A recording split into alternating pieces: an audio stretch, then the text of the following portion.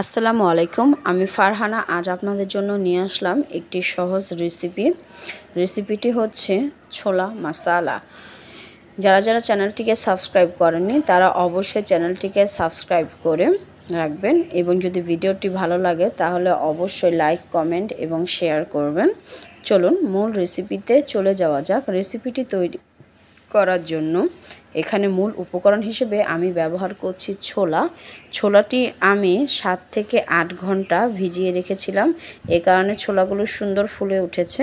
তারপর এখানে আমি একটি প্রেসার কুকার নিয়ে নিলাম এবং একে একে বাকি সব ছোলাগুলো প্রেসার কুকারের ভেতর দিয়ে দিব এবং সাথে দিয়ে দিলাম 3টে আলুর পরিমাণটি আপনারা বাড়িয়ে অথবা কমিয়ে নিতে পারেন।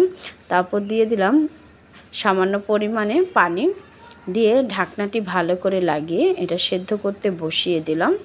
ছোলাটি সেদ্ধ হতে হতে আমি কিছু মশলা এখানে রেডি করে নিলাম। যেমন আমি এখানে নিয়েছি ধনেপাতা কুচি, সাথে নিয়েছি 1 টুকরো লেবু এবং নিয়েছি ম্যাগি স্বাদে ম্যাজিক মশলা, সাথে নিয়েছি পেঁয়াজ কুচি ও কাঁচামরিচকে ছোট ছোট করে কেটে নিয়েছি।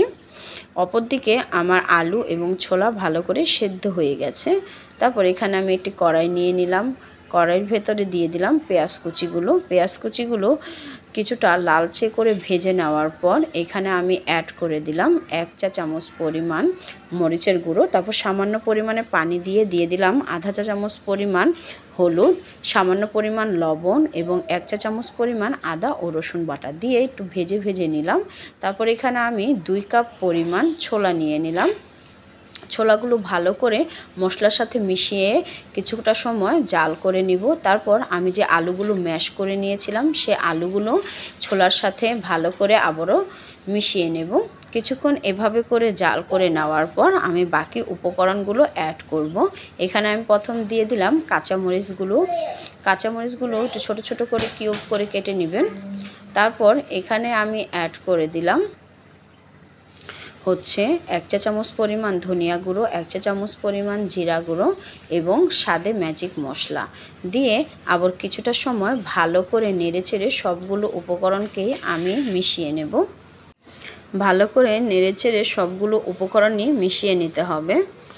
তারপর এখানে আমি অ্যাড করে দেখব একেবারে শেষের দিকে ধনেপাতাগুলো একটু ছোট ছোট করে এইভাবে করে কেটে নেবেন। তারপর আবারও কিছুটা সময় ভালো করে নেড়েচেড়ে ছোলাগুলোর সাথে সবগুলো উপকরণ মিশিয়ে নেব। তারপর গরম পরিবেশন করে নেব কিছু কাঁচামরিচ ও লেবুটা চিপড়িয়ে দিয়ে। ভালো থাকবেন।